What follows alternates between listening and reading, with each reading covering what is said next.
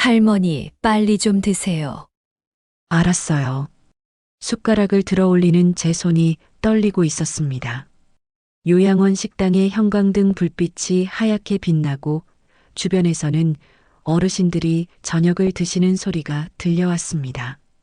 국그릇에서 피어오르는 김이 제 얼굴을 간지럽혔고 소독약 냄새가 섞인 공기가 코를 찔렀습니다.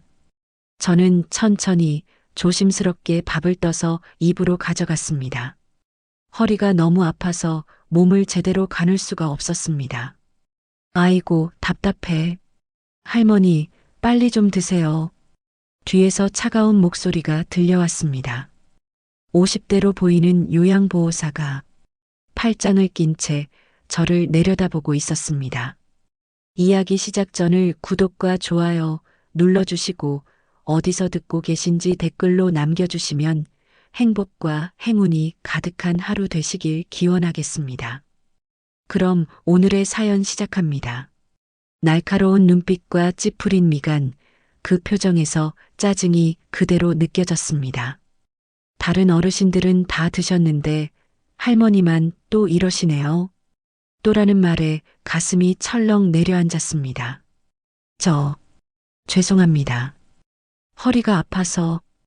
허리 아픈 건 여기 계신 분들 다 마찬가지예요. 빨리 드시고 방으로 가세요. 우리도 퇴근해야 한다고요. 요양보호사가 시계를 보며 한숨을 내쉬더니 제 옆 테이블을 닦기 시작했습니다. 쿵쿵거리는 소리가 귓가를 울렸고 그 소리 하나하나가 빨리 먹으라는 재촉처럼 느껴졌습니다. 미안해. 빨리 먹어야 하는데. 저는 더 빨리 먹으려고 애썼지만 손이 떨려서 밥알이 숟가락에서 자꾸 떨어졌고 국물이 손등에 묻어 화끈거렸습니다. 아유, 정말. 요양보호사가 제 앞으로 다가와 테이블을 탁 치더니 날카롭게 물었습니다. 할머니, 가족분들 연락처 있어요? 면회는 언제 오시는데요? 그 말에 가슴이 먹먹해졌습니다.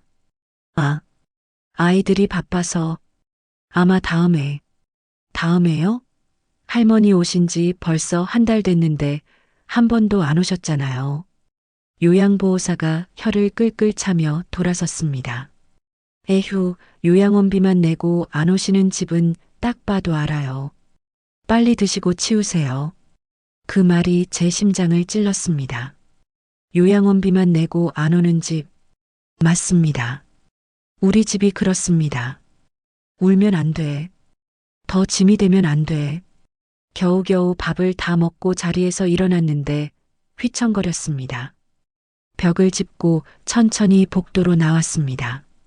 317호. 제 방 문패가 눈에 들어왔습니다.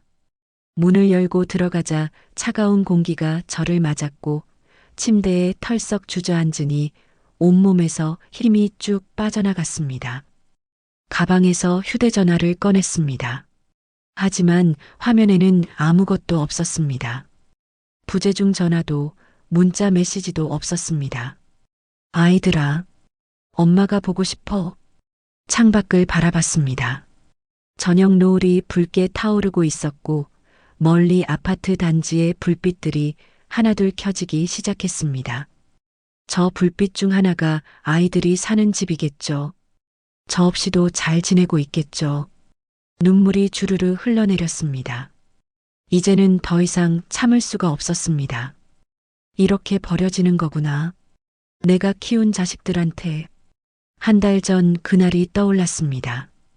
파란 하늘에 구름 한 점 없고 봄바람이 따뜻하게 불어오던 날이었습니다. 저는 큰아들 민수의 차 뒷좌석에 앉아 창밖을 바라보고 있었습니다. 조수석에는 민수의 아내가, 뒷좌석 옆자리에는 둘째 딸 미니가 앉아 있었고 막내딸 민지는 자기 차로 따로 온다고 했습니다. 차 안은 너무 조용했습니다.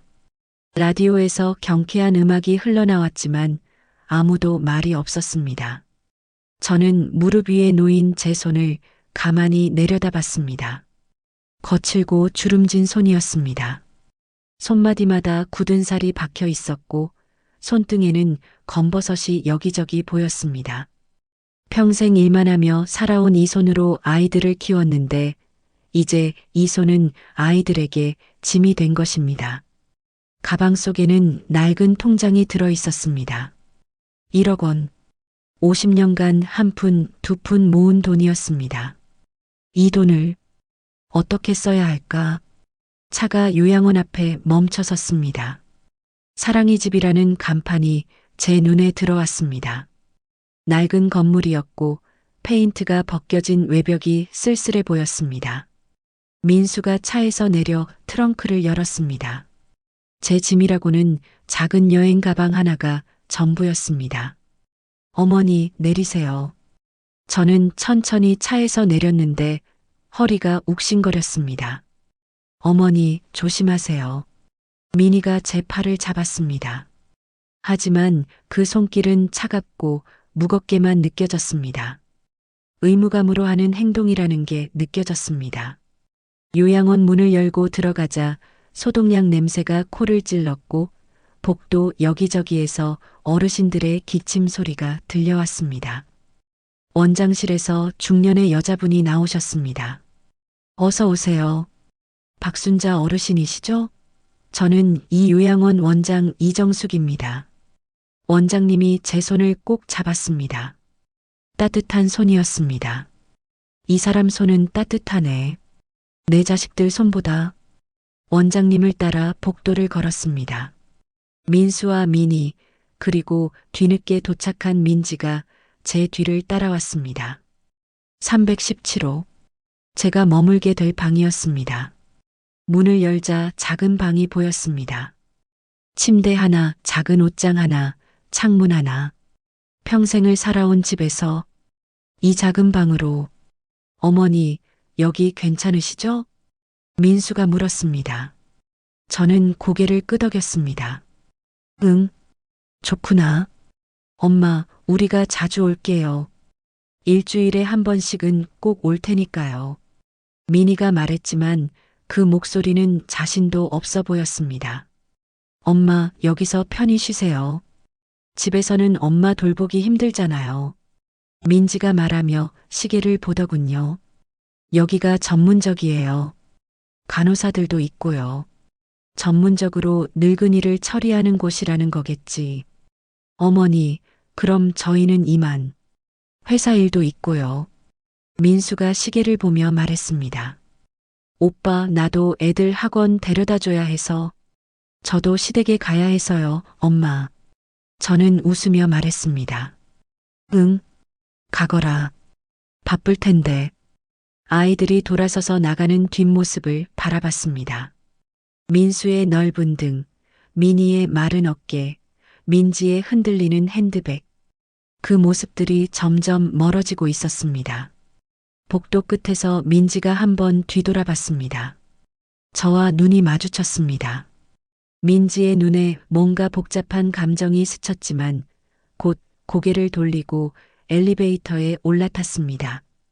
띵소리가 들렸고 아이들은 사라졌습니다. 저는 혼자 남았습니다. 텅 빈 침대 위에 털썩 주저앉았습니다. 창밖을 바라봤습니다. 아이들이 타고 간 차들이 주차장을 빠져나가고 있었습니다. 민수의 검은색 승용차, 민지의 흰색 수입차.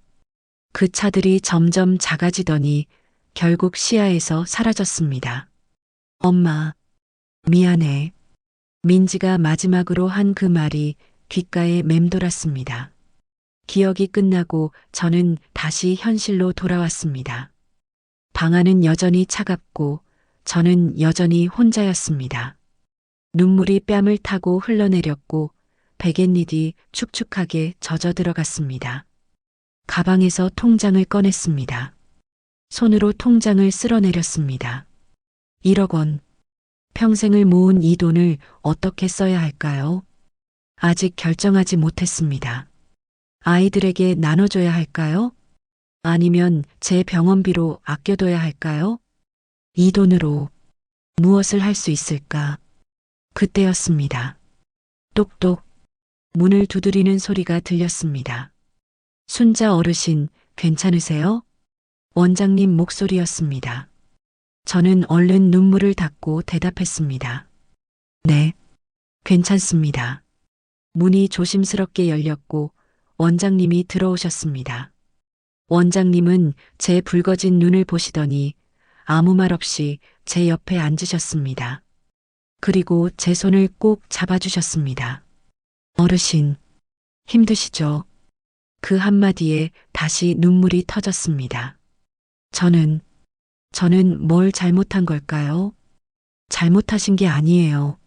어르신은 최선을 다하셨어요. 원장님이 제 등을 쓸어 내려주셨습니다. 세상에는 부모의 사랑을 당연하게 여기는 자식들이 있어요. 하지만 언젠가는 깨닫게 될 거예요. 저는 한참을 울었습니다. 원장님은 그냥 제 옆에서 손을 잡아주고 계셨습니다. 어르신, 내일은 산책 나가보시는 게 어때요? 요양원 뒤에 정원이 있어요. 저는 고개를 끄덕였습니다. 네, 그럴게요. 원장님이 나가시고 저는 다시 혼자가 되었습니다. 통장을 다시 가방 속에 넣었습니다. 내일은 조금 나아질까? 다음 날 아침 햇살이 창문으로 들어왔습니다. 저는 일어나서 세수를 하고 복도로 나왔습니다. 복도 창가에 서서 밖을 바라보고 있는데 발소리가 들렸습니다. 고개를 돌리니 한 노신사가 지팡이를 짚고 천천히 걸어오고 계셨습니다. 단정한 회색 카디건을 입고 흰 머리가 단정하게 빗어진 분이었습니다. 노신사는 제가 서 있는 곳을 향해 다가오시더니 갑자기 걸음을 멈추셨습니다.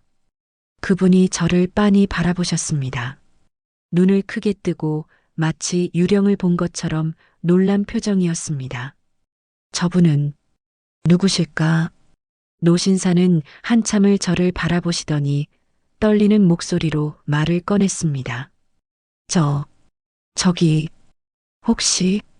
그분의 목소리가 떨렸고 손에 든 지팡이도 덜덜 떨리고 있었습니다.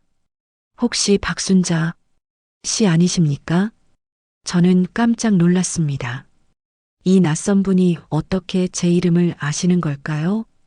네, 맞는데요. 저를 아십니까? 노신사의 눈에 눈물이 글썽였습니다. 그분은 지팡이를 꽉 쥐며 천천히 다가오셨습니다. 순자 씨, 정말 당신입니까? 노신사의 입술이 파르르 떨렸고 눈가가 붉어졌습니다. 저 김영호입니다. 30년 전 김영호. 그 이름을 듣는 순간 희미한 기억이 떠올랐습니다. 30년 전 남편이 세상을 떠나고 제가 홀로 새 아이를 키우던 그 힘든 시절, 어느 겨울날 밤 한강 다리 위에서 난간에 올라서 있던 한 남자. 추운 겨울바람이 볼을 때리고 강물이 검게 일렁이던 그날 밤이 떠올랐습니다. 그때 그분이, 제 목소리도 떨렸습니다. 영호 씨가 제 앞으로 다가와 제 손을 꼭 잡았습니다. 따뜻하고 거친 손이었습니다. 순자 씨, 그때 당신이 아니었으면 저는 이 세상에 없었을 겁니다. 영호 씨의 눈에서 눈물이 흘러내렸습니다. 저는 평생 당신을 찾아왔습니다. 은혜를 갚고 싶어서, 하지만 연락처를 알 수가 없어서. 세상에, 이런 인연이. 저도 모르게 눈시울이 뜨거워졌습니다.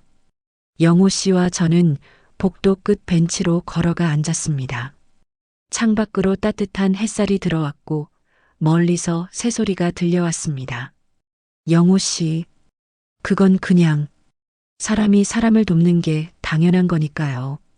저는 웃으며 말했습니다. 하지만 영호 씨는 고개를 저으며 제 손을 더 꽉 잡았습니다. 아닙니다. 당신은 그때 저에게. 영호 씨가 말을 잇지 못하고 잠시 눈을 감았습니다. 그러더니 천천히 입을 열었습니다. 30년 전 그날 저는 사업에 실패하고 빚쟁이들에게 쫓기고 있었습니다.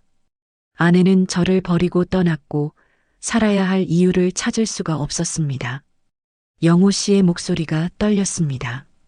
그날 밤 한강 다리 위에 올라섰을 때 당신이 나타나셨죠. 낯선 아주머니가 제 팔을 붙잡고 울면서 말리셨습니다. 저도 그날이 기억났습니다. 밤늦게 친정집에서 돌아오다가 다리 위에서 본 그 남자. 난간에 올라서서 아래를 내려다보고 있던 그 뒷모습. 저는 무작정 달려가 그분의 팔을 붙잡았었습니다. 그때 당신은 저에게 이렇게 말씀하셨습니다. 영호 씨가 제 눈을 바라보며 말했습니다. 죽으려고 하지 마세요. 세상에는 당신을 기다리는 사람이 꼭 있을 거예요. 제발 한 번만 더 살아보세요. 그랬었습니다. 저는 그날 그렇게 말했었습니다. 그리고 당신은 저를 근처 찜질방으로 데려가서 밥을 사주셨습니다. 영호 씨가 눈물을 닦으며 계속 말했습니다. 그것도 모자라 당신은 다음 날 제게 쌀 한 가마니를 팔아서 50만 원을 빌려주셨습니다. 당신 자식들 먹을 쌀을. 아, 그랬었습니다. 그 쌀은 아이들 먹일 쌀이었는데 저는 그걸 팔아서 영호 씨에게 돈을 빌려줬었습니다. 그 다음 달에는 아이들이 밥 대신 라면을 먹었던 기억이 났습니다. 괜찮았어요. 우린 그 다음 달에 또 쌀을 샀으니까요. 저는 담담하게 말했습니다.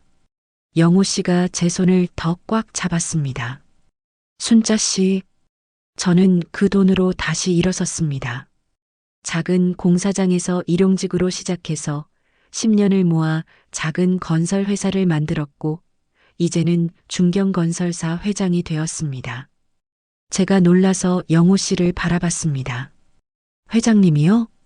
네. 하지만 저는 평생 당신을 찾지 못했습니다. 그때 제대로 된 연락처도 못 받았고 이름만 겨우 기억했는데 영호 씨의 목소리가 메었습니다. 그런데 오늘 아침 이 복도에서 당신을 봤을 때 바로 알아봤습니다. 30년이 지났어도 당신의 따뜻한 눈빛을. 저는 눈물을 흘렸습니다. 이 세상에 저를 기억해주는 사람이 있다는 것이 감사했습니다. 영호 씨가 조용히 물었습니다. 순자 씨, 그런데 왜 이곳에 계십니까? 자식분들은. 그 말에 가슴이 찌릿했습니다. 저는 잠시 망설이다가 천천히 이야기를 시작했습니다. 저는 새 아이를 키웠습니다. 큰아들 민수, 둘째 딸 민희, 막내딸 민지. 제 목소리가 떨렸습니다. 남편이 일찍 세상을 떠나서 저 혼자 아이들을 키웠어요. 식당 설거지, 파출부, 공장 야간 근무. 안 해본 일이 없었습니다. 영호 씨가 조용히 제 이야기를 들어주셨습니다. 큰아들은 대학을 보냈고 지금은 회사 부장입니다. 둘째 딸도 결혼해서 애들을 키우고 있고 막내딸은 부잣집에 시집 갔어요. 그럼 잘 되신 거네요. 겉으로는요. 저는 쓴웃음을 지었습니다. 3달 전에 집에서 넘어져서 허리를 다쳤습니다. 그때부터 아이들이 저를 짐스러워하기 시작했어요. 말하기 힘들어. 하지만 말해야겠어. 한 달 전에 아이들이 절 이곳에 데려다 줬습니다. 그리고 목이 메었습니다. 그 후로 한 번도 오지 않았어요. 전화도 문자도 없었습니다. 영호 씨의 얼굴이 굳어졌습니다. 한 달 동안 한 번도요? 네, 한 번도요. 눈물이 또 흘러내렸습니다. 영호 씨가 주먹을 꽉 쥐었습니다. 어떻게 그럴 수가. 괜찮아요. 애들도 바쁠 텐데요. 저는 영호 씨를 위로했습니다. 하지만 영호 씨는 고개를 저었습니다. 아닙니다. 그건 괜찮은 게 아닙니다. 그때 복도 저편에서 전화벨 소리가 들렸습니다. 다른 어르신이 자식에게서 온 전화를 받고 계셨습니다. 응, 아들아. 엄마 괜찮아. 걱정 마. 그 목소리를 듣고 있자니 가슴이 아팠습니다. 우리 아이들은 지금 뭘 하고 있을까? 사실 저는 알고 있었습니다. 큰아들 민수는 회사에서 승진 문제로 스트레스를 받고 있다는 것을, 마지막으로 통화했을 때 그 아이 목소리가 얼마나 지쳐 있었는지, 둘째 딸 민희는 아이들 교육비 때문에 힘들어 한다는 것을, 요양원 오기 전날 민희가 한숨을 쉬며 엄마 돈이 너무 많이 들어가요라고 했던 말이 기억났습니다. 막내딸 민지는 시댁 눈치를 보느라 힘들다는 것을, 시어머니가 민지에게 얼마나 차갑게 대하는지 제가 다 알고 있었습니다. 영호 씨, 사실 아이들도 힘들 거예요. 제가 조용히 말했습니다. 민수는 회사 일로, 민희는 교육비로, 민지는 시댁 문제로. 다들 자기 일로 바쁠 거예요. 그래도 어머니를 한 달 동안 한 번도 안 찾아보는 건, 영호 씨가 분노를 참으며 말했습니다. 저는 고개를 저었습니다. 괜찮아요. 저는 그냥 아이들이 행복하면 돼요. 영호 씨가 한숨을 깊게 내쉬었습니다. 순자 씨, 당신은 너무 착해요. 너무 착해서 오히려 걱정입니다. 정말 괜찮을까? 정말? 그때였습니다. 갑자기 머리가 어지러웠습니다.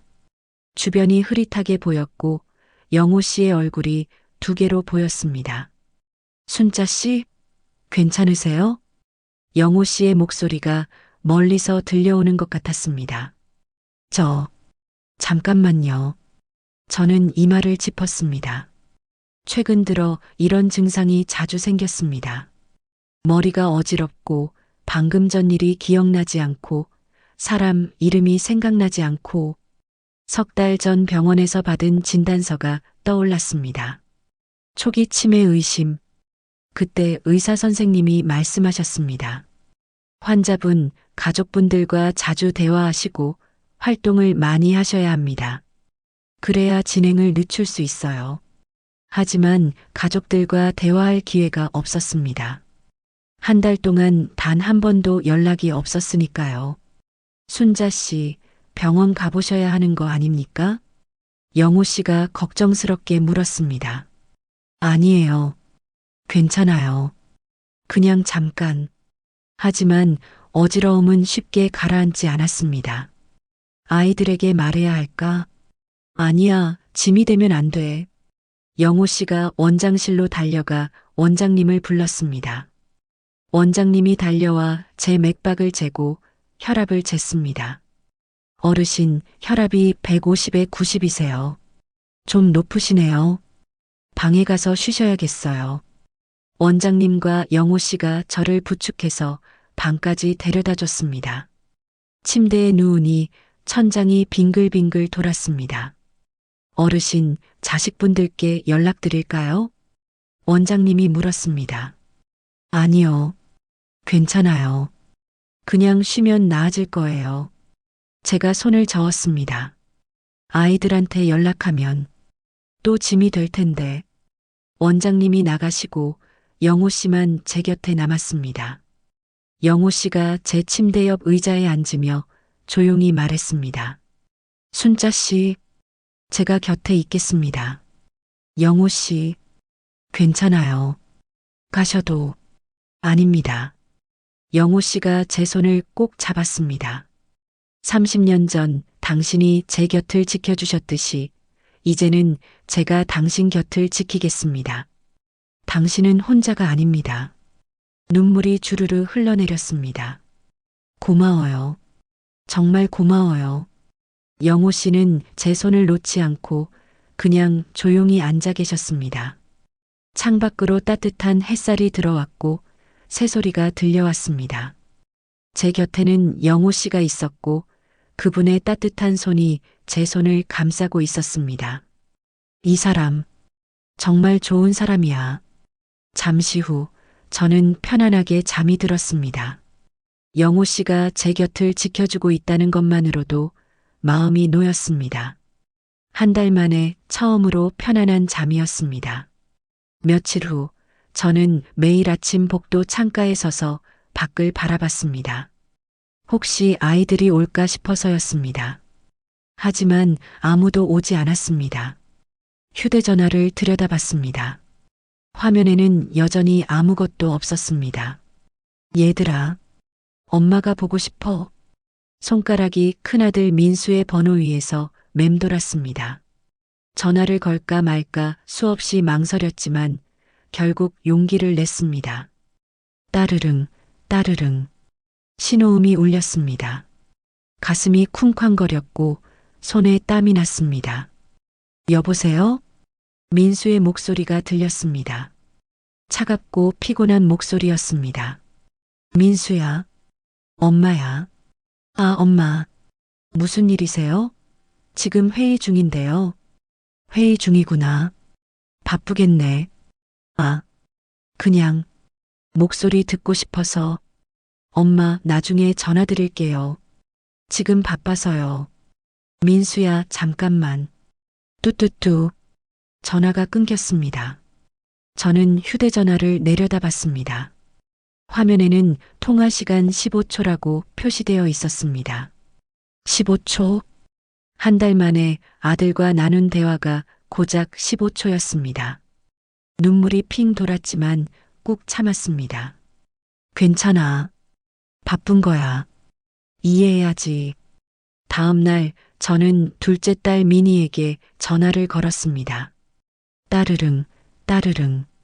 한참을 기다렸지만 받지 않았습니다.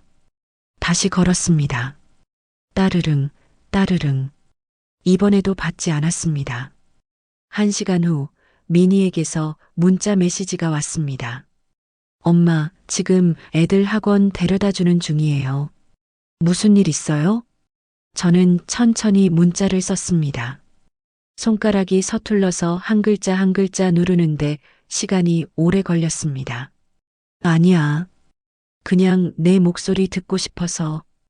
언제 한번 올 수 있어? 미니의 답장은 금방 왔습니다.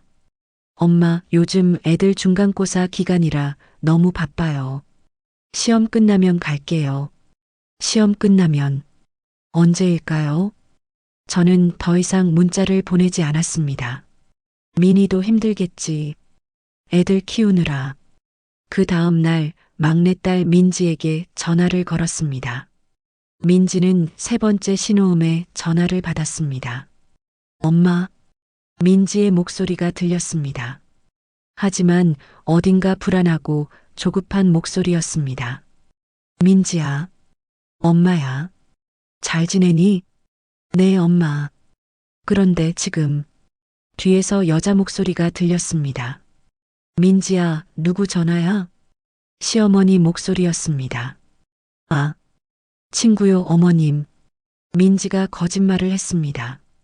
제 전화를 친구라고 했습니다. 가슴이 찢어지는 것 같았습니다. 민지야, 엄마 미안해요. 지금 통화하기 어려워요. 나중에 다시 전화 드릴게요. 뚜뚜뚜. 전화가 끊어졌습니다. 저는 한참을 그 자리에 서 있었습니다. 복도 끝에서 다른 어르신이 자식과 통화하는 소리가 들렸습니다. 응, 그래. 내일 온다고? 고맙다, 아들아. 엄마가 미역국 끓여놓을게. 그 목소리가 행복해 보였습니다. 저는 제 방으로 돌아왔습니다. 침대에 앉아 한참을 멍하니 벽을 바라봤습니다. 나는 왜 이렇게 못난 엄마일까? 자식들한테 사랑받지 못하는. 그때 문을 두드리는 소리가 들렸습니다.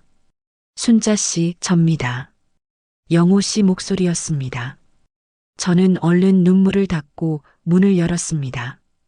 영호 씨, 어서 오세요. 영호 씨는 과일 바구니를 들고 계셨습니다. 오늘 시장에서 딸기가 싱싱해 보여서 사왔습니다. 같이 드시죠.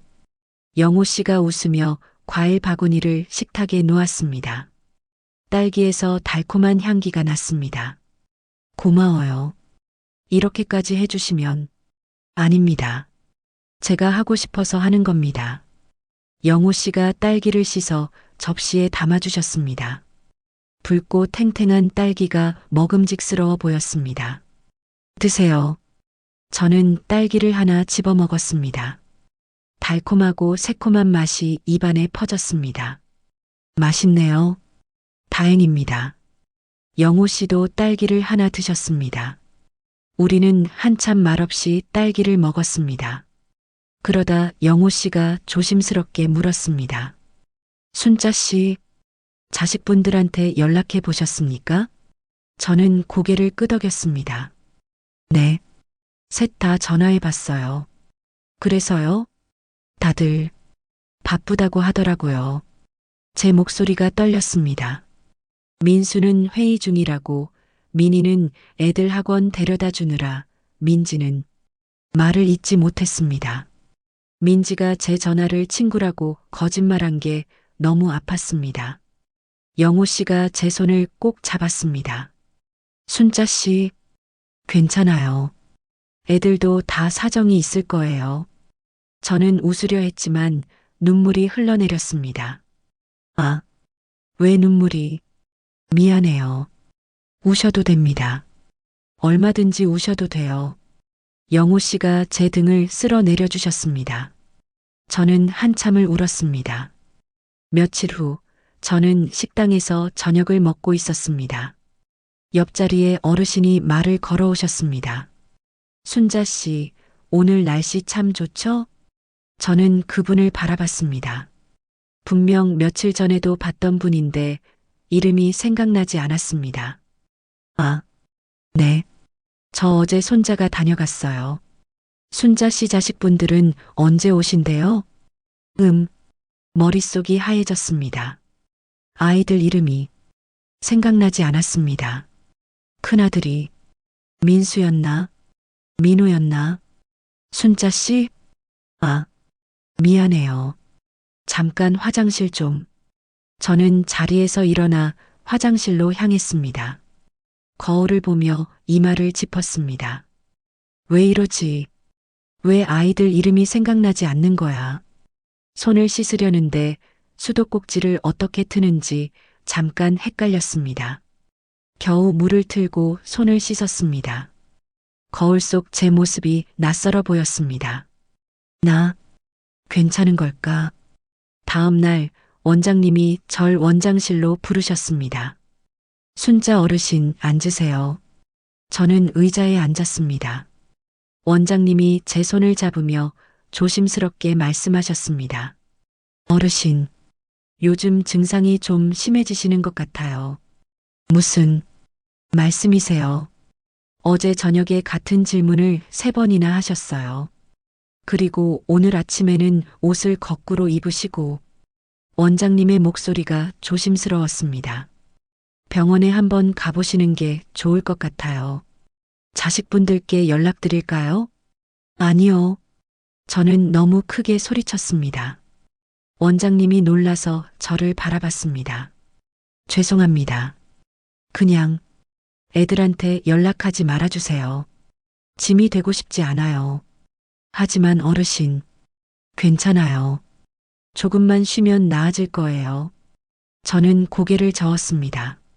원장님은 한숨을 쉬며 제 손을 꼭 잡아주셨습니다. 알겠습니다. 하지만 증상이 더 심해지면 그때는 꼭 연락드려야 해요. 네. 감사합니다. 저는 치매가 진행되는 것을 막아보려고 애썼습니다. 매일 아침 일기를 쓰기 시작했습니다. 오늘은 5월 15일. 날씨는 맑음. 아침에 빵과 우유를 먹었다. 큰아들 이름은 박민수. 둘째 딸 이름은 박민희. 막내딸 이름은 박민지. 아이들 이름을 잊지 않으려고 매일 적었습니다. 복도를 걸으며 숫자를 세기도 했습니다. 1, 2, 3, 4. 100까지 세는 것이 목표였지만 50을 넘어가면 자꾸 헷갈렸습니다. 영호 씨가 가져다 준 퍼즐을 맞추기도 했습니다. 하지만 조각들이 어디에 맞는지 찾기가 점점 어려워졌습니다. 안 돼. 정신 차려야 해. 아이들 얼굴을 잊으면 안 돼. 어느 날 저는 편지를 쓰기로 했습니다. 전화는 받지 않지만 편지는 읽어주겠지. 원장님께 부탁해서 편지지와 봉투를 얻었습니다. 책상 앞에 앉아 펜을 들었습니다. 사랑하는 민수에게. 하지만 그 다음 문장이 나오지 않았습니다. 무슨 말을 써야 할까요? 보고 싶다고? 한번 와달라고? 손이 떨렸습니다. 한참을 고민하다가 겨우 한 줄을 적었습니다. 엄마는 내가 보고 싶구나. 건강하게 잘 지내렴. 그게 전부였습니다. 더 쓰고 싶었지만 눈물이 흘러서 글씨가 번졌습니다. 민희에게도 민지에게도 같은 내용을 적었습니다. 편지를 봉투에 넣고 주소를 적었습니다. 하지만 우표를 붙이려다가 멈췄습니다. 이걸 보내면 애들이 부담스러워하지 않을까? 결국 편지를 보내지 못했습니다. 서랍 깊숙이 넣어두었습니다. 그날 밤 저는 잠을 이룰 수가 없었습니다. 창밖을 바라봤습니다. 달이 밝게 떠 있었고 별들이 반짝이고 있었습니다. 문득 가방 속 통장이 생각났습니다. 1억 원. 평생 모은 돈. 저는 가방을 열어 통장을 꺼냈습니다. 손으로 통장을 쓸어내렸습니다. 이 돈을 아이들에게 주면 날 찾아올까? 아니, 그건 아닙니다. 돈 때문에 오는 건 진심이 아닙니다. 하지만 그래도 얼굴이라도 볼 수 있다면. 그때 복도에서 발소리가 들렸습니다. 누군가 제 방 앞에서 멈춰 섰습니다. 똑똑. 문을 두드리는 소리가 들렸습니다. 이 밤에 누가 올까요? 순자 어르신 접니다. 원장입니다. 원장님 목소리였습니다. 하지만 목소리가 급했습니다. 뭔가 중요한 일이 있는 것 같았습니다. 저는 얼른 일어나 문을 열었습니다. 원장님, 무슨 일이세요? 원장님의 얼굴이 심각했습니다. 어르신, 자식분들한테서 연락이 왔습니다. 제 가슴이 쿵 내려앉았습니다. 드디어 아이들이 연락을 했다는 건가요? 큰아드님께서 요양원비를 더 이상 낼 수 없다고 하십니다. 어르신을 다른 곳으로 옮기셔야 할 것 같다고. 뭐라고? 원장님의 말이 귓가에서 맴돌았습니다. 요양원비를 더 이상 낼 수 없다고. 저는 그 자리에 서서 한참을 말이 없었습니다. 입술이 바짝 말랐고 목이 타들어가는 것 같았습니다. 어르신, 괜찮으세요? 원장님이 제 팔을 붙잡았습니다. 네, 괜찮습니다. 하지만 괜찮지 않았습니다. 다리에 힘이 풀려서 주저앉을 것 같았습니다. 원장님이 저를 부축해서 침대에 앉혔습니다. 큰아드님께서 전화로 말씀하시길 회사 사정이 어려워져서 당분간 요양원비를 내기 힘들다고 하셨어요. 원장님의 목소리가 조심스러웠습니다. 다른 두 분께도 연락을 드렸는데 둘째 따님은 교육비 때문에, 막내 따님은 시댁 사정 때문에 어렵다고 하시더라고요. 그래, 결국 이렇게 되는구나. 그래서 제가 어떻게 해야 하나요? 제 목소리가 떨렸습니다. 원장님이 제 손을 꼭 잡았습니다. 일단은 다른 요양원을 알아보셔야 할 것 같아요. 요양원비가 더 저렴한 곳으로요. 언제까지요? 이번 달 말까지는 계실 수 있어요. 그 이후로는. 원장님이 말을 잇지 못했습니다. 저는 고개를 끄덕였습니다. 알겠습니다. 알아보겠습니다. 원장님이 나가시고 저는 홀로 남았습니다. 시계를 보니 밤 11시였습니다. 창밖은 깜깜했고 방 안은 너무 고요했습니다. 나는 어디로 가야 하지? 갈 곳이 있기는 한 걸까? 다음 날 아침 저는 큰아들 민수에게 전화를 걸었습니다. 손이 떨렸지만 꼭 물어봐야 했습니다. 따르릉, 따르릉. 여보세요? 민수의 목소리가 들렸습니다. 민수야. 엄마야. 아, 엄마. 원장님한테 들으셨죠? 민수의 목소리가 불편해 보였습니다. 응, 들었어. 그런데 엄마, 저도 어쩔 수 없어요. 회사에서 구조조정이 들어와서 제 월급도 깎였거든요. 민수가 한숨을 쉬었습니다. 요양원비가 한 달에 150만 원인데 셋이서 나눠도 한 명당 50만 원이잖아요. 저희도 살기 힘들어요. 50만 원. 그게 그렇게 큰 돈인가? 민수야, 그럼 엄마가 집에 가면 안 될까? 엄마, 민수의 목소리가 날카로워졌습니다. 엄마, 우리 집 좁은 거 아시잖아요. 애들도 있고 와이프도 반대하고 그리고 엄마 허리도 안 좋으시잖아요. 집에서 돌보기 힘들어요. 가슴이 찢어지는 것 같았습니다. 그럼 엄마가 어떻게 하면 되는데? 엄마, 다른 요양원 알아보세요. 좀 더 싼 데로요. 아니면 민수가 말을 멈췄습니다. 아니면 뭐니? 아니면 기초생활수급자 신청하시든가요? 그럼 정부 지원 받아서 무료 요양원 갈 수 있잖아요. 무료 요양원, 기초생활수급자. 그 말이 귓가에서 맴돌았습니다. 알았어. 알아볼게. 저는 전화를 끊었습니다. 눈물이 주르르 흘러내렸습니다. 저는 영호 씨 방으로 향했습니다. 복도를 걷는데 다리가 후들거렸고 숨이 가빠졌습니다. 325호. 영호 씨 방 문패가 보였습니다. 똑똑. 문을 두드렸습니다. 누구십니까? 저, 순자예요. 문이 열렸고 영호 씨가 놀란 표정으로 저를 바라봤습니다. 순자 씨, 무슨 일이세요? 얼굴이 왜 이래요? 영호 씨가 제 팔을 잡고 방 안으로 들어오게 했습니다. 의자에 앉히고 물을 따라주셨습니다. 저는 물을 한 모금 마셨습니다. 차가운 물이 목을 타고 내려갔지만 가슴의 답답함은 가시지 않았습니다. 순자 씨, 무슨 일이 있었습니까? 영호 씨가 제 손을 잡으며 물었습니다. 저는 천천히 어젯밤 원장님이 한 말을 영호 씨에게 전했습니다. 요양원비를 낼 수 없다는 아이들의 말을, 다른 곳으로 옮겨야 한다는 것을. 영호 씨의 얼굴이 굳어졌습니다. 어떻게 자식이 그럴 수가. 영호 씨의 목소리에 분노가 섞여 있었습니다. 괜찮아요. 애들도 사정이 있을 거예요. 아닙니다. 영호 씨가 주먹을 쥐었습니다. 그건 괜찮은 게 아닙니다. 자식된 도리가 아닙니다. 영호 씨의 눈이 붉어졌습니다. 순자 씨, 제가, 영호 씨, 저는 영호 씨의 말을 끊었습니다. 저한테 돈이 있어요. 네, 평생 모은 돈이 1억 원 있어요.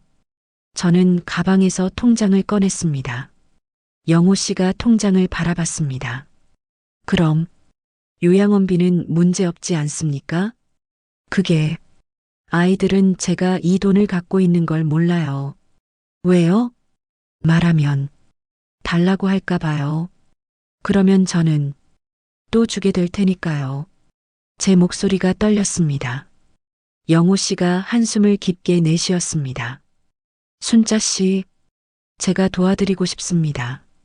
영호 씨가 조심스럽게 말했습니다. 제가 요양원비를 대신 내드릴 수 있습니다. 당신은 그 돈을 아끼세요. 저는 고개를 저었습니다. 안 됩니다. 영호 씨한테 그런 신세를 질 순 없어요. 신세가 아닙니다. 저는 당신한테 은혜를 갚고 싶을 뿐입니다. 아니에요. 이건 제가 해결해야 할 문제예요. 저는 통장을 꼭 쥐었습니다. 저는 이 돈을 아이들한테 주려고요. 영호 씨가 놀란 표정으로 저를 바라봤습니다. 순자 씨, 자식들이 그렇게 대하는데도요? 네. 저는 고개를 끄덕였습니다. 아이들이 지금 힘든 거예요. 민수는 회사에서 월급이 깎였고, 민희는 교육비 때문에, 민지는 시댁 눈치 때문에. 하지만 저는 엄마니까요. 제 목소리가 떨렸습니다. 아이들이 힘들 때 도와주고 싶어요. 그게 엄마 마음이에요. 영호 씨가 한참을 말없이 저를 바라봤습니다. 그러더니 조용히 물었습니다. 그럼 어떻게 하실 겁니까? 아이들 각자한테 필요한 만큼 나눠주려고요. 저는 천천히 말했습니다. 민수한테는 회사 문제를 해결할 수 있게, 민희한테는 교육비 걱정을 덜어줄 수 있게, 민지한테는 시댁에서 당당할 수 있게. 순자 씨, 그러면 아이들이 조금이라도 숨통이 트일 거예요. 그리고 제 눈에 눈물이 고였습니다. 그러면 아이들이 저한테 고맙다고 한 번쯤은 말해줄 것 같아서요. 영호 씨가 제 손을 꼭 잡았습니다. 순자 씨, 당신은 정말. 영호 씨도 눈물을 글썽였습니다. 저는 침대에서 일어나 책상으로 갔습니다. 서랍에서 종이와 펜을 꺼냈습니다. 그리고 천천히 적기 시작했습니다. 큰아들 민수 3천만 원 회사 문제 해결, 둘째 딸 민희 3천만 원 교육비, 막내딸 민지 3천만 원 시댁 문제, 나머지 1천만 원 요양원비. 영호 씨가 제 옆에서 종이를 보며 조용히 말했습니다. 순자 씨, 정말 이렇게 하시겠습니까? 네. 저는 고개를 끄덕였습니다. 이게 제가 아이들한테 해줄 수 있는 마지막인 것 같아요. 하지만 자식들이 고마워할지, 고마워하지 않아도 괜찮아요. 저는 웃으며 말했습니다. 그냥 아이들이 편해지면 그걸로 됐어요. 영호 씨가 한숨을 쉬었습니다. 알겠습니다. 그럼 제가 도와드리겠습니다. 영호 씨, 제가 은행 업무를 도와드리고 자식분들한테 연락하는 것도 도와드리겠습니다. 영호 씨가 제 손을 꼭 잡았습니다. 하지만 순자 씨, 한 가지만 약속해 주세요. 뭔데요? 돈을 주신 후에 자식들의 반응을 잘 지켜보세요. 그들이 진심으로 감사하는지 아니면 당연하게 여기는지. 영호 씨의 눈빛이 진지했습니다. 만약 자식들이 당신의 마음을 몰라준다면 그때는 제가 할 말이 있습니다. 무슨 말이요? 그때 가서 말씀드리겠습니다. 다음 날 영호 씨와 저는 요양원 근처 은행으로 갔습니다. 택시를 타고 가는 동안 제 손은 계속 떨렸습니다. 가방 속 통장이 무겁게 느껴졌습니다. 은행에 도착해서 창구 앞에 앉았습니다. 젊은 은행원이 웃으며 물었습니다. 어떻게 오셨습니까? 이체를 하려고요. 저는 통장을 내밀었습니다. 은행원이 통장을 확인하더니 눈이 커졌습니다. 1억 원을 전액 이체하시는 겁니까? 아니요. 3천만 원씩 3번, 그러니까 총 9천만 원을 이체하려고요. 알겠습니다. 받으실 분 계좌번호 알려주세요. 저는 휴대전화를 꺼내 아이들 계좌번호를 확인했습니다. 예전에 용돈 보낼 때 저장해둔 번호였습니다. 하나씩 불러주며 이체를 진행했습니다. 큰아들 민수 계좌로 3천만 원, 둘째 딸 민희 계좌로 3천만 원, 막내딸 민지 계좌로 3천만 원, 영수증을 받았습니다. 손에 든 영수증이 떨렸습니다. 이제 끝이구나. 평생 모은 돈의 대부분을. 은행을 나와 택시를 타고 요양원으로 돌아왔습니다. 방으로 돌아와 침대에 앉았습니다. 통장을 열어 잔액을 확인했습니다. 잔액 1천만 원. 1억 원이 1천만 원이 되었습니다. 50년을 모은 돈이 순식간에 사라졌습니다. 하지만 후회는 되지 않았습니다. 아이들이 이제 조금은 편해지겠지. 휴대전화를 보았습니다. 혹시 아이들한테서 연락이 왔을까 싶어서였습니다. 하지만 화면에는 아무것도 없었습니다. 아직 확인하지 못했나 봅니다. 저는 휴대전화를 내려놓고 창밖을 바라봤습니다. 해가 지고 있었습니다. 붉은 노을이 하늘을 물들이고 있었습니다. 그때 휴대전화가 울렸습니다. 따르릉, 따르릉. 화면을 보니 큰아들 민수였습니다. 손이 떨렸습니다. 가슴이 두근거렸습니다. 전화를 받았습니다. 여보세요. 엄마, 이게 무슨 돈이에요? 갑자기 3천만 원이 들어왔는데 민수의 목소리가 놀라움으로 가득했습니다. 저는 눈물을 흘리며 웃었습니다. 민수야, 엄마가 내 힘들다는 거 알고 있었어. 드디어 아이들한테 전화가 왔어. 민수야, 엄마가 내 힘들다는 거 알고 있었어. 전화 너머로 민수가 숨을 고르는 소리가 들렸습니다. 엄마, 이 돈 어디서 난 거예요? 3천만 원이면 엄청난 돈인데 엄마가 평생 모은 거야. 조금씩 모았어. 평생을요? 민수의 목소리가 떨렸습니다. 내가 회사에서 힘들다고 했잖니. 엄마가 도와주고 싶었어.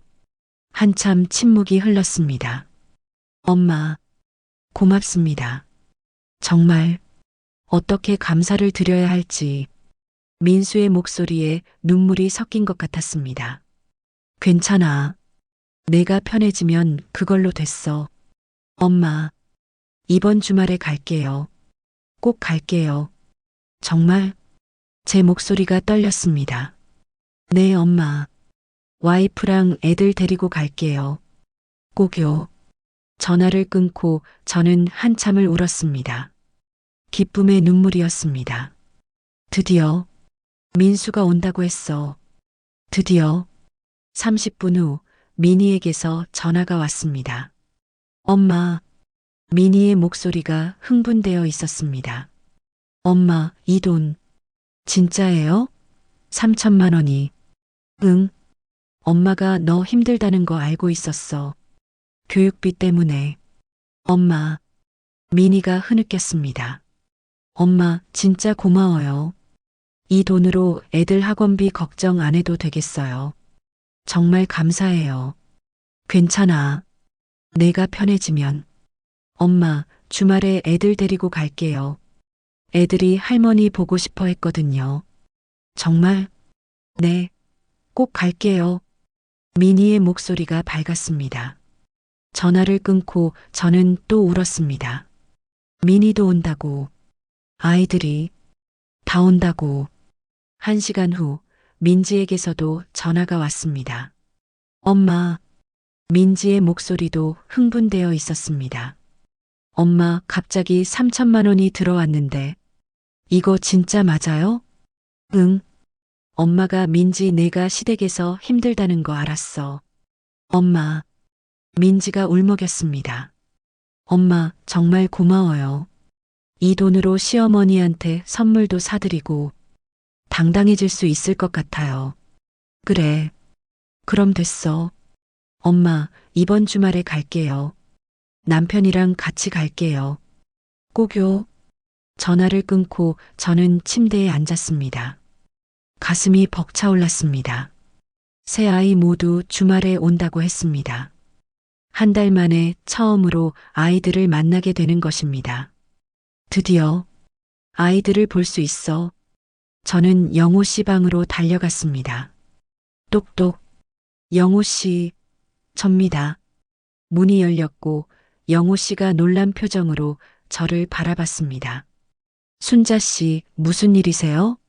영호 씨, 아이들이 온대요. 저는 환하게 웃으며 말했습니다. 셋 다 이번 주말에 온다고 했어요. 영호 씨도 따라 웃었습니다. 그거 정말 다행이네요. 네, 정말 기뻐요. 한 달 만에 드디어 저는 눈물을 흘렸습니다. 기쁨의 눈물이었습니다. 영호 씨가 제 손을 꼭 잡았습니다. 순자 씨, 축하합니다. 자식들을 만나시게 돼서요. 고마워요, 영호 씨. 영호 씨가 도와주지 않았으면. 아닙니다. 순자 씨가 용기를 내신 겁니다. 그날부터 저는 주말을 손꼽아 기다렸습니다. 매일 아침 일어나자마자 달력을 보며 날짜를 세웠습니다.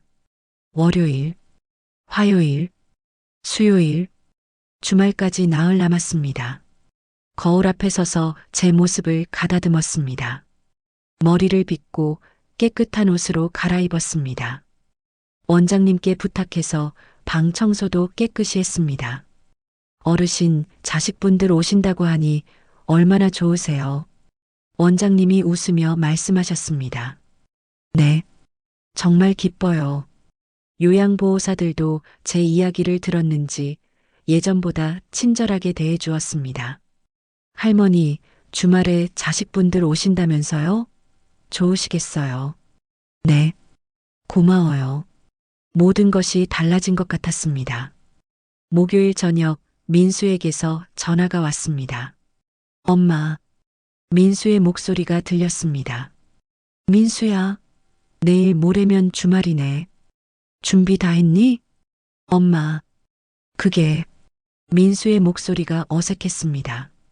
이번 주말에 회사에서 갑자기 워크숍이 잡혔어요. 꼭 참석해야 한대요. 가슴이 철렁 내려앉았습니다. 그럼 못 오는 거니? 죄송해요, 엄마. 다음 주말에 꼭 갈게요. 민수야, 엄마 미안해요. 그럼 끊을게요. 뚜뚜뚜. 전화가 끊어졌습니다. 저는 한참을 휴대전화를 들여다봤습니다. 그래, 회사 일이 중요하지. 어쩔 수 없어. 금요일 아침 미니에게서 문자가 왔습니다. 엄마 미안해요. 큰애가 갑자기 아파서 병원 가야 해요. 이번 주말은 어려울 것 같아요. 다음에 갈게요. 손에서 휴대전화가 떨어질 뻔했습니다. 미니도 못 온다는 것입니다. 큰애가 아프다니. 그럼 어쩔 수 없지. 하지만 가슴이 답답했습니다. 금요일 저녁 민지에게서 전화가 왔습니다. 엄마. 민지의 목소리가 미안해 보였습니다. 민지야, 내일 오는 거지? 엄마, 그게 시어머니가 갑자기 내일 가족 모임을 잡으셨어요. 꼭 참석해야 한대요. 그럼 미안해요, 엄마. 다음에 꼭 갈게요. 눈물이 핑 돌았습니다. 그래, 알았어. 엄마, 그럼 끊을게요. 뚜뚜뚜. 전화가 끊어졌습니다. 저는 침대에 주저앉았습니다. 세 아이 모두 못 온다는 것입니다. 그래, 다들 사정이 있겠지. 어쩔 수 없어. 하지만 눈물이 멈추지 않았습니다.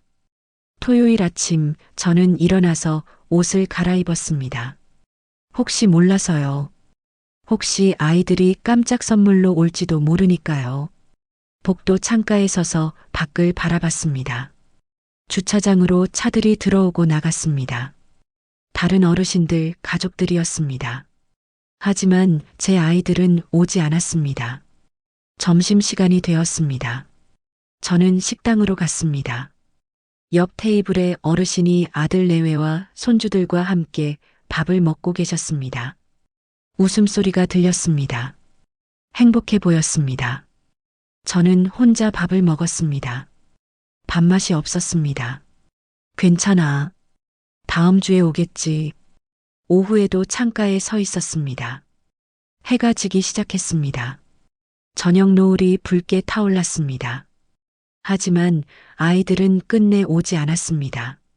일요일 아침 영호 씨가 제 방을 찾아왔습니다. 순자 씨, 영호 씨의 표정이 안타까워 보였습니다. 어제 자식분들 오셨습니까? 저는 고개를 저었습니다. 못 왔어요. 다들 사정이 생겼나 봐요. 순자 씨, 영호 씨가 제 손을 꼭 잡았습니다. 괜찮아요. 다음에 오겠죠. 저는 웃으려 했지만 눈물이 흘렀습니다. 순자 씨, 우셔도 됩니다. 아니에요. 울면 안 돼요. 애들도 힘들 텐데. 하지만 눈물은 멈추지 않았습니다. 영호 씨가 제 등을 쓸어 내려 주었습니다. 일주일이 지났습니다. 아이들에게서는 아무 연락도 없었습니다. 돈을 받은 후 감사하다는 전화 이후로 단 한 통의 전화도 없었습니다. 원장님이 저를 원장실로 부르셨습니다. 순자 어르신, 요양원비 문제는 어떻게 하실 거예요? 저는 통장을 꺼내 보여드렸습니다. 이걸로 당분간은 낼 수 있을 것 같아요. 원장님이 통장을 보시더니 놀란 표정을 지었습니다. 1천만 원이요? 어르신, 자식분들께, 아이들한테 줬어요. 필요하다고 해서요. 원장님이 한숨을 쉬었습니다. 어르신, 자식분들이 요양원에는 오셨습니까? 저는 고개를 저었습니다. 아니요. 다들 바빠서. 원장님의 표정이 안타까워 보였습니다. 어르신, 2천만 원으로는 석 달 정도밖에 못 계세요. 알아요. 그 이후에는 그때 가서 생각할게요. 그날 밤 저는 또 어지러움을 느꼈습니다. 머리가 띵했고 주변이 흐릿하게 보였습니다. 화장실에 가려고 일어났는데 여기가 어딘지 잠깐 헷갈렸습니다. 여기가 우리 집인가? 아니야, 요양원이지. 거울을 보니 낯선 얼굴이 보였습니다. 이게 나인가? 겁이 났습니다. 제 기억이 점점 사라지고 있다는 것이 느껴졌습니다. 침대에 누워 천장을 바라봤습니다. 아이들, 이름이 뭐였더라? 큰아들, 민수, 둘째 딸, 민희, 막내딸, 민지, 맞아요. 그 이름들을 잊지 않으려고 계속 중얼거렸습니다. 민수, 민희, 민지, 민수, 민희, 민지. 다음 날 아침 저는 일어나지 못했습니다. 몸에 열이 나고 온몸이 아팠습니다. 원장님이 달려왔고 구급차를 불렀습니다. 어르신, 정신 차리세요. 원장님의 목소리가 멀리서 들렸습니다. 자식분들한테 연락드려야 해요. 아니야. 아이들한테 짐이 되면 안 돼. 의식이 흐릿해졌습니다. 구급차 사이렌 소리가 들렸고 차가운 들것에 누워졌습니다. 저는 마지막으로 중얼거렸습니다. 민수, 민희, 민지, 엄마가 사랑한다.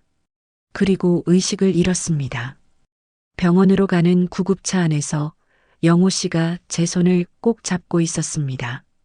순자 씨, 버티세요. 제발, 버티세요. 영호 씨의 목소리가 떨렸습니다. 구급차는 사이렌을 울리며 병원으로 달렸습니다. 아이들, 미안해. 엄마가 짐이 돼서. 눈을 뜨니 하얀 천장이 보였습니다. 형광등 불빛이 눈부셨고 소독약 냄새가 코를 찔렀습니다. 어디선가 삐삐삐하는 기계 소리가 들렸습니다.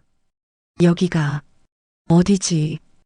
고개를 돌리니 영호 씨가 의자에 앉아 제 손을 잡고 계셨습니다. 영호 씨의 눈이 붉어져 있었습니다. 순자 씨, 깨어나셨습니까? 영호 씨의 목소리가 떨렸습니다.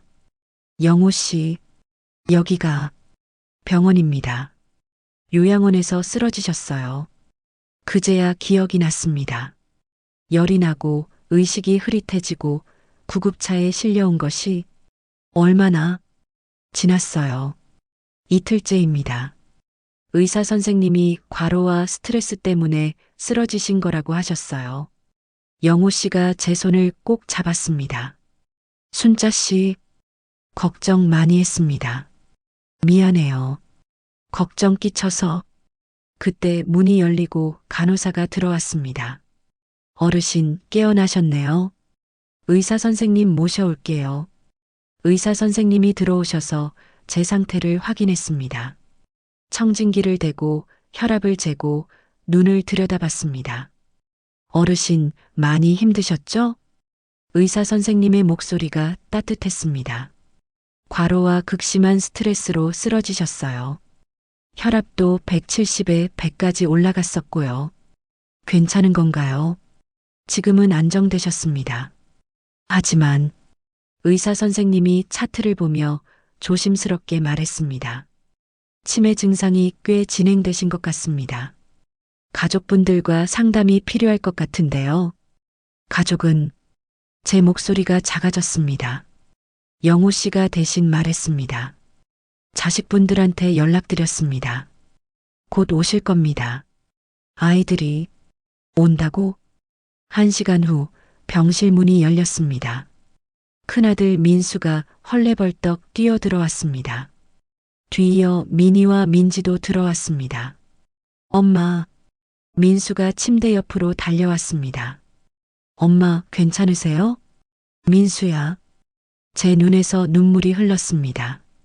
1달 반 만에 보는 아들의 얼굴이었습니다. 엄마, 민희와 민지도 침대 옆으로 다가왔습니다. 세 아이가 모두 제 곁에 있었습니다. 걱정했어요, 엄마. 민희가 제 손을 잡았습니다. 왜 이렇게까지 되도록 연락을 안 하셨어요? 민지가 눈물을 닦았습니다. 저는 아이들을 하나하나 바라봤습니다. 살이 빠진 민수, 피곤해 보이는 민희, 화장이 진한 민지. 우리 아이들 보고 싶었어? 엄마는 괜찮아. 너희들 보니까 좋구나. 그때 영호 씨와 원장님이 병실 문 옆에 조용히 서 계셨습니다. 민수가 그들을 보고 물었습니다. 저기, 누구세요? 영호 씨가 부드럽게 웃으며 말했습니다. 아, 저는 김영호라고 합니다. 요양원에서 어머님과 친구가 됐습니다. 저는 사랑의 집 요양원 원장 이정숙입니다. 원장님도 조용히 인사했습니다. 세 자녀가 고개를 숙여 인사했습니다. 아, 안녕하세요. 저희 엄마 돌봐주셔서 감사합니다. 영호 씨는 창가로 걸어가 밖을 바라보며 조용히 말했습니다. 어머님, 참 좋으신 분이세요. 네, 저희 엄마가 민수가 대답했습니다. 영호 씨가 창밖을 보며 흘리듯 말했습니다. 자식분들 생각을 정말 많이 하셨어요. 매일 복도 창가에 서 계셨거든요. 혹시 자식분들이 오시나 해서요. 영호 씨의 목소리가 담담했습니다. 민수의 표정이 굳어졌습니다. 원장님도 침대 옆 의자에 앉으며 조용히 말했습니다. 어르신이 요양원에 처음 오셨을 때 자식분들 사진을 보여주시더라고요. 정말 자랑스러워 하셨어요. 큰아드님은 회사 부장님이시고, 둘째 따님은 애들 키우시고, 막내 따님은 좋은데 시집 가셨다고. 원장님이 순자를 바라보며 미소 지었습니다. 민희의 눈가가 붉어졌습니다. 영호 씨가 여전히 창밖을 보며 말했습니다. 그동안 모아놓은 돈도 자식분들한테 다 주신다고 하셨어요. 네. 민수가 깜짝 놀랐습니다. 평생 모으신 돈이라고 하시더군요. 50년을. 영호 씨의 목소리가 잔잔했습니다. 자식분들이 힘들다는 걸 아신다고. 그래서 도와주고 싶다고 하셨습니다. 민희가 입술을 깨물었습니다. 원장님이 순자의 이불을 가지런히 정리하며 말했습니다. 그 돈 드리고 나서 정말 기뻐하셨어요. 자식분들이 주말에 온다고 하셨다면서 머리도 빗으시고 옷도 갈아입으시고 하루 종일 준비하셨거든요. 원장님의 목소리가 따뜻했습니다. 민지의 눈에서 눈물이 흘렀습니다. 영호 씨가 창가에서 돌아서며 조용히 말했습니다. 그날 토요일이었죠. 어머님이 아침부터 복도에 나와 계셨어요. 점심도 거르시고요. 영호 씨가 의자에 앉으며 계속 말했습니다. 저녁이 되도록 계속 서 계시더라고요. 세 자녀의 얼굴이 창백해졌습니다. 원장님이 순자의 손을 쓰다듬으며 말했습니다. 밤이 되어서야 방으로 돌아가셨어요. 그날 밤 많이 우셨어요. 제가 들었거든요. 원장님의 목소리가 잠시 떨렸습니다. 민수가 조심스럽게 물었습니다. 저기 김영호 선생님은 저희 엄마와 어떻게? 영호 씨가 미소 지으며 말했습니다. 아, 저는 30년 전에 어머님한테 도움을 받은 적이 있습니다. 30년 전이요? 네. 제가 힘들 때 어머님이 도와주셨어요. 영호 씨가 순자를 바라봤습니다. 그때 당신들 초등학생이었을 거예요. 어머님이 당신들 먹을 쌀을 팔아서 저한테 돈을 빌려주셨거든요. 세 자녀가 놀라서 영호 씨를 바라봤습니다. 쌀을요? 네. 그 돈으로 제가 다시 일어설 수 있었습니다. 영호 씨가 창밖을 보며 말했습니다. 평생 은인을 찾았는데 한 달 전에 요양원에서 우연히 다시 만났습니다. 민수가 입을 막았습니다. 그럼 그때 저희가 라면을 먹었던 게 아마 그랬을 거예요. 영호 씨가 고개를 끄덕였습니다. 민희가 순자를 바라보며 눈물을 흘렸습니다. 한참 침묵이 흘렀습니다. 민수가 눈물을 닦으며 말했습니다. 엄마, 정말 죄송합니다. 민희도 순자의 손을 잡으며 말했습니다. 엄마, 미안해요. 민지도 눈물을 흘렸습니다. 엄마, 저도요. 영호 씨가 조용히 문 쪽으로 걸어가며 말했습니다. 저희는 밖에 있을게요. 가족끼리 이야기하세요. 원장님도 따라 나가며 조용히 말했습니다. 어르신 퇴원하시면 어디서 요양하실지 결정하셔야 할 거예요. 네, 감사합니다. 민수가 고개를 숙였습니다. 병실 문이 닫히고 순자와 세 자녀만 남았습니다. 잠시 침묵이 흘렀습니다. 민수가 먼저 입을 열었습니다. 그래서 엄마 퇴원하시면 어떻게 할 거야? 민수가 민희와 민지를 번갈아 보며 물었습니다. 오빠가 장남이니까 오빠가 모셔야지. 민희가 즉시 대답했습니다. 뭐, 내가 왜? 민수가 당황하며 물었습니다. 장남이잖아. 당연히 오빠가 모셔야지. 야, 나는 집이 좁아. 알잖아. 그리고 와이프가 반대할 거야. 민수가 난처한 표정으로 말했습니다.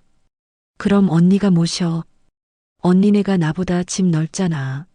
민지가 민희를 보며 말했습니다. 야, 너 지금 농담해? 나는 애들 키우느라 정신없어. 엄마까지 모실 여유가 어딨어? 민희가 목소리를 높였습니다. 그럼 나는 있어? 시어머니 모시는 것도 힘든데. 민지가 맞받아쳤습니다. 너는 시댁이 부자잖아. 도움이라도 받을 수 있지. 민희가 소리쳤습니다. 두 분 좀 조용히 해. 엄마가 듣고 계시잖아. 민수가 두 동생을 말렸습니다. 하지만 민수도 곧바로 말했습니다. 그래도 나는 정말 어려워. 회사 일도 바쁘고 집도 좁고 차라리 요양원이 나을 것 같은데 요양원비는 누가 내는데? 민희가 날카롭게 물었습니다. 그건 셋이 나눠내야지. 민수가 머뭇거리며 말했습니다. 오빠 요양원비가 한 달에 150만 원인 거 알아? 셋이 나눠도 한 명당 50만 원이야. 민지가 말했습니다. 그래도 집에서 모시는 것보다는 낫잖아. 민수가 작은 목소리로 말했습니다. 나는 돈 없어. 애들 학원비 내느라 빠듯하다고. 민희가 단호하게 말했습니다. 나도 여유 없어. 시댁에서 생활비도 안 주는데. 민지도 고개를 저었습니다. 그럼 어떻게 하자는 거야? 민수의 목소리가 높아졌습니다. 오빠가 해결해. 장남이잖아. 아니면 언니가 해. 언니가 제일 돈 많이 받았잖아. 야, 그 돈 다 써버렸어. 애들 학원비 내고 빚 갚느라. 세 자녀의 목소리가 점점 커졌습니다. 아이들이 날 떠넘기고 있어. 순자는 침대에 누워 천장을 바라봤습니다. 눈물이 주르르 흘러내렸습니다. 그냥 요양원에 계시게 하는 게 낫지 않아? 민수가 조심스럽게 말했습니다. 그럼 요양원비는? 민희가 물었습니다. 그건 나중에 의논하고. 나중에? 또 나중이야? 민지가 냉소적으로 말했습니다. 그럼 너는 뭐 해결책 있어? 민수가 짜증스럽게 대꾸했습니다. 복도에 있던 영호 씨와 원장님이 병실 안에서 들리는 소리를 들었습니다. 원장님이 한숨을 쉬었습니다. 저러다가 괜찮으려나요? 영호 씨는 아무 말도 하지 않고 창밖을 바라봤습니다. 주먹을 꽉 쥐고 있었습니다. 병실 안에서 세 자녀의 다툼은 계속되었습니다. 난 못해. 나도 못한다고. 그럼 누가 해? 오빠가 해야지. 순자는 조용히 눈을 감았습니다. 귀를 막고 싶었습니다. 아이들의 목소리가 들리지 않았으면 좋겠습니다. 내가 그렇게 짐이 된 거구나. 아이들한테 눈물이 베갯니들 적셨습니다. 세 자녀는 여전히 서로를 탓하며 말을 주고받고 있었습니다. 아무도 어머니를 보지 않았습니다. 아무도 어머니가 울고 있다는 걸 눈치채지 못했습니다. 복도에서 영호 씨가 중얼거렸습니다. 순자 씨, 힘드시겠습니다.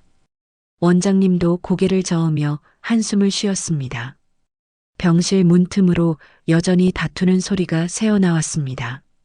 세 자녀의 다툼이 한참 계속되다가 갑자기 멈췄습니다. 민지가 어머니를 보았기 때문입니다. 순자는 침대에 누워 조용히 눈물을 흘리고 계셨습니다. 소리 없이 그저 눈물만 흘리고 계셨습니다. 엄마, 민지의 목소리가 떨렸습니다. 민수와 민희도 어머니를 바라봤습니다. 침대 시트가 눈물에 젖어 있었고 순자의 얼굴은 창백했습니다. 병실 안이 갑자기 조용해졌습니다. 세 자녀는 그제야 자신들이 무슨 말을 했는지 깨달았습니다. 어머니 앞에서 쓰러져 누워 계신 어머니 앞에서 서로 책임을 떠넘기며 다퉜습니다. 민수가 천천히 어머니 곁으로 다가갔습니다. 무릎을 꿇고 어머니의 손을 잡았습니다. 그 손은 차갑고 거칠었습니다. 이 손이 날 키워준 손이구나. 민수의 머릿속에 어린 시절 기억이 떠올랐습니다. 초등학교 2학년 겨울이었습니다. 눈이 펑펑 내리던 날 학교에서 돌아온 민수는 열이 펄펄 끓었습니다. 어머니는 밤새 민수 곁을 지켰습니다. 찬물 수건으로 이마를 식혀주고 죽을 끓여 먹이고 손을 잡고 자장가를 불러주셨습니다. 우리 민수 아프지 마. 엄마가 대신 아플게. 그 목소리가 아직도 귓가에 맴돌았습니다. 다음 날 아침 민수는 열이 내렸지만 어머니는 잠도 못 자고 눈이 충혈되어 있었습니다. 그런데도 어머니는 웃으며 말씀하셨습니다. 다행이다. 우리 민수 나았네. 고등학교 3학년 때였습니다. 대학 입시를 앞두고 민수는 학원비가 필요했습니다. 어머니는 아무 말 없이 돈을 주셨습니다. 그때 민수는 몰랐습니다. 그 돈이 어머니가 새벽 5시부터 식당에서 설거지를 해서 모은 돈이라는 것을, 어머니의 손이 거칠어진 이유가 뜨거운 물과 세제 때문이었다는 것을. 민수의 눈에서 눈물이 흘렀습니다. 엄마, 저는 그걸 다 잊고 살았어요. 민수의 목소리가 떨렸습니다. 제가 아플 때마다 엄마가 밤새 간호해 주셨는데, 저는 엄마가 쓰러지셨는데도 한 달 동안 한 번도 안 찾아뵀어요. 민수가 어머니의 손을 이마에 대고 울었습니다. 엄마, 죄송합니다. 정말 죄송합니다. 민희도 침대 옆으로 다가왔습니다. 어머니의 다른 손을 잡으며 고개를 숙였습니다. 어머니의 손마디가 굽어 있었습니다. 이 손으로 나를 키우셨구나. 민희의 머릿속에도 어린 시절이 떠올랐습니다. 중학교 1학년 때였습니다. 민희는 체육대회에서 달리기를 하게 되었습니다. 다른 친구들은 부모님이 사준 새 운동화를 신고 왔는데 민희는 낡은 운동화를 신고 있었습니다. 민희는 창피해서 운동화를 벗고 맨발로 뛰고 싶다고 울었습니다. 그날 저녁 어머니는 밤늦게까지 일을 하고 돌아와서 민희의 낡은 운동화를 깨끗이 빨아서 하얗게 만들어 주셨습니다. 민희야, 이제 새 것처럼 깨끗하지? 내일 이거 신고 멋지게 뛰어라. 어머니의 손은 빨래 때문에 빨갛게 부어 있었습니다. 고등학교 졸업식 날이었습니다. 민희는 친구들이 예쁜 꽃다발을 받는 걸 부러워하며 집에 돌아왔습니다. 그런데 집 앞에 어머니가 서 계셨습니다. 손에는 시장에서 사온 작은 꽃다발이 들려 있었습니다. 민희야, 졸업 축하한다. 엄마가 꽃 사왔어. 어머니는 하루 종일 일하고 돌아오시는 길에 꽃집에 들러 꽃을 사오셨습니다. 비싼 꽃다발은 아니었지만 민희는 그날 세상에서 제일 행복했습니다. 민희의 눈에서 눈물이 쏟아졌습니다. 엄마, 저는 그 마음을 잊었어요. 민희가 흐느꼈습니다. 엄마는 제게 항상 최선을 다해 주셨는데 저는 엄마한테 돈 받고도 주말에 안 갔어요. 민희가 어머니의 손을 볼에 대고 울었습니다. 애들 학원이 더 중요하다고, 엄마보다 애들이 더 중요하다고 생각했어요. 미안해요. 정말 미안해요. 민지도 침대 발치로 다가와 무릎을 꿇었습니다. 어머니의 발을 보니 굳은 살이 박혀 있었습니다. 이 발로 평생을 뛰어다니셨구나. 민지의 머릿속에도 기억이 밀려왔습니다. 초등학교 5학년 때였습니다. 소풍을 가는 날 아침이었습니다. 민지가 새벽 5시에 화장실을 가려고 일어났는데 부엌에서 불빛이 새어나왔습니다. 살금살금 다가가 보니 어머니가 김밥을 싸고 계셨습니다. 어머니는 전날 밤 11시가 넘어서 일을 마치고 돌아오셨습니다. 그리고 겨우 서너 시간 주무시고 새벽 4시에 일어나 김밥을 싸기 시작하신 것입니다. 어머니의 눈은 충혈되어 있었고 하품을 참으며 계란을 부치고 당근을 볶고 계셨습니다. 우리 민지, 친구들처럼 예쁜 김밥 싸줘야지. 어머니는 중얼거리며 정성스럽게 김밥을 말았습니다. 한 줄, 2줄, 3줄, 모두 7줄을 싸셨습니다. 그리고 예쁜 포장지에 싸서 도시락 가방에 넣어주셨습니다. 민지야, 맛있게 먹어라. 친구들이랑 나눠 먹어도 되고. 어머니는 웃으셨지만 눈가에는 피곤함이 묻어났습니다. 그리고 민지가 학교 가는 것을 배웅하신 후 다시 일하러 나가셨습니다. 아침 6시였습니다. 어머니는 그날 새벽부터 저녁까지 쉬지 않고 일하셨습니다. 대학교 1학년 겨울방학이었습니다. 등록금 200만 원이 부족했습니다. 민지는 어머니께 조심스럽게 말씀드렸습니다. 엄마, 등록금이. 알았어. 엄마가 마련할게. 어머니는 아무렇지 않게 대답하셨습니다. 하지만 며칠 후 민지는 우연히 어머니를 보았습니다. 한겨울 영하 10도의 추운 날씨에 어머니는 지하철역 앞에서 노점상을 하고 계셨습니다. 장갑도 없이 꽁꽁 언 손으로 붕어빵을 굽고 계셨습니다. 붕어빵 사세요. 따끈따끈한 붕어빵. 어머니의 목소리가 쉬어 있었고 얼굴은 추위에 빨갛게 얼어 있었습니다. 민지는 그 모습을 보고 발걸음을 돌렸습니다. 차마 다가갈 수가 없었습니다. 부끄러웠습니다. 어머니가 아니라 자신이. 집에 돌아와 혼자 울었습니다.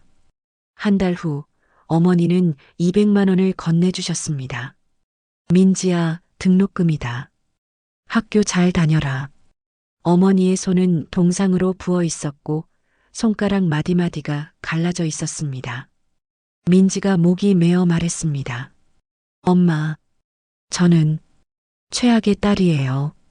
민지의 목소리가 떨렸습니다. 엄마가 한겨울에 노점상을 하시면서 제 등록금을 마련해 주셨는데 민지가 흐느꼈습니다. 저는 시댁 눈치가 보인다고 엄마 전화를 친구라고 거짓말했어요. 민지가 어머니의 발을 꼭 안고 울었습니다. 엄마를 부끄러워했어요. 정말, 정말 죄송해요. 용서해 주세요. 순자는 세 자녀를 하나씩 바라봤습니다. 민수의 떨리는 어깨, 민희의 붉어진 눈, 민지의 흐느끼는 모습. 우리 아이들, 이제 깨달았구나. 순자가 떨리는 손으로 민수의 머리를 쓰다듬었습니다. 민수야, 괜찮아. 엄마, 너희가 엄마 마음을 몰랐던 게 아니야. 엄마도 너희 마음을 몰랐어. 순자의 목소리가 부드러웠습니다. 너희도 각자 힘들었겠지. 엄마가 그걸 몰랐어. 민희가 고개를 들었습니다. 아니에요, 엄마. 저희가 잘못했어요. 순자가 민희의 손을 꼭 잡았습니다. 민희야, 내 아이들 잘 키우느라 힘들었지. 엄마가 도와주지 못해서 미안해. 엄마. 순자가 민지를 바라봤습니다. 민지야, 시집살이 힘들었지. 엄마가 옆에 없어서 외로웠지. 엄마, 저는 괜찮아. 다 괜찮아. 순자가 세 자녀를 번갈아 보며 말했습니다. 엄마가 너희를 사랑한다. 그걸 알아줘. 세 자녀가 동시에 어머니를 껴안았습니다. 엄마, 저희도 사랑해요. 엄마, 평생 함께 있을게요. 엄마, 이제는 저희가 엄마를 지킬게요. 석 달이 지났습니다. 순자는 세 자녀가 돌아가며 모시기로 했습니다. 오늘은 민희네 집에서 지내는 날이었습니다. 민희는 어머니를 위해 방을 예쁘게 꾸며놓았습니다. 엄마, 이 방 어때요? 햇볕도 잘 들고 화장실도 가까워요. 고맙구나. 정말 예쁘네. 순자가 방을 둘러보며 미소 지었습니다. 민희의 아이들이 할머니에게 달려왔습니다. 할머니, 저희가 할머니랑 같이 잘 거예요. 어머, 우리 손주들. 순자가 손주들을 안았습니다. 민희가 주방에서 어머니가 좋아하시는 된장찌개를 끓였습니다. 엄마, 제가 엄마 레시피대로 끓였어요. 맛있을 거예요. 그래. 우리 민희가 이제 다 컸네. 저녁 식사 후 가족이 함께 거실에 앉아 텔레비전을 봤습니다. 손주가 할머니 무릎에 누워 잠들었고 민희는 어머니 옆에 기대어 앉았습니다. 엄마, 행복하세요? 응, 너무 행복해. 순자가 딸의 손을 꼭 잡았습니다. 다음 해봄이었습니다. 세 자녀와 손주들, 그리고 영호 씨까지 모두 함께 공원에 나들이를 갔습니다. 벚꽃이 만개한 나무 아래 평상에 순자가 앉아 계셨습니다. 민수가 어머니께 따뜻한 차를 건넸고 민희가 담요를 덮어드렸으며 민지가 어머니 옆에 앉아 손을 잡았습니다. 손주들이 벚꽃잎을 주어 할머니께 선물했습니다. 할머니 예쁘죠? 그래, 예쁘구나. 순자가 벚꽃잎을 받아들며 미소 지었습니다. 순자의 치매는 조금씩 진행되고 있었지만 자식들은 변함없이 곁을 지켰습니다. 엄마, 저 민수예요. 큰아들. 아, 민수구나. 잘생겼네. 엄마, 저는 민희예요. 민희. 우리 딸. 엄마, 저는 민지예요. 막내. 민지. 이뻐. 비록 가끔 이름을 잊어버리지만 자식들은 웃으며 다시 알려줬습니다. 영호 씨가 멀리서 그 모습을 바라보며 미소 지었습니다. 순자 씨, 정말 좋아 보이십니다. 원장님도 함께 와서 말했습니다. 정말 다행이에요. 가족이 함께 있으니까요. 벚꽃잎이 바람에 흩날렸고 따뜻한 햇살이 가족을 감쌌습니다. 순자는 자식들과 손주들을 바라보며 조용히 말했습니다. 고맙다. 엄마 곁에 있어줘서. 세 자녀가 어머니를 껴안았습니다. 저희가 더 고마워요, 엄마. 엄마 사랑해요. 엄마와 함께 있는 게 제일 행복해요. 순자의 눈에서 눈물이 흘렀습니다. 행복의 눈물이었습니다. 봄날 따스한 햇살이 비추듯 벚꽃나무 아래에서 순자 씨는 가족들의 웃음소리를 들으면서 아이들이 어릴 적 자신에게 기대면 어리광을 부리는 모습을 어렴풋이 추억하면서 입가에 옅은 미소를 짓고 있었습니다.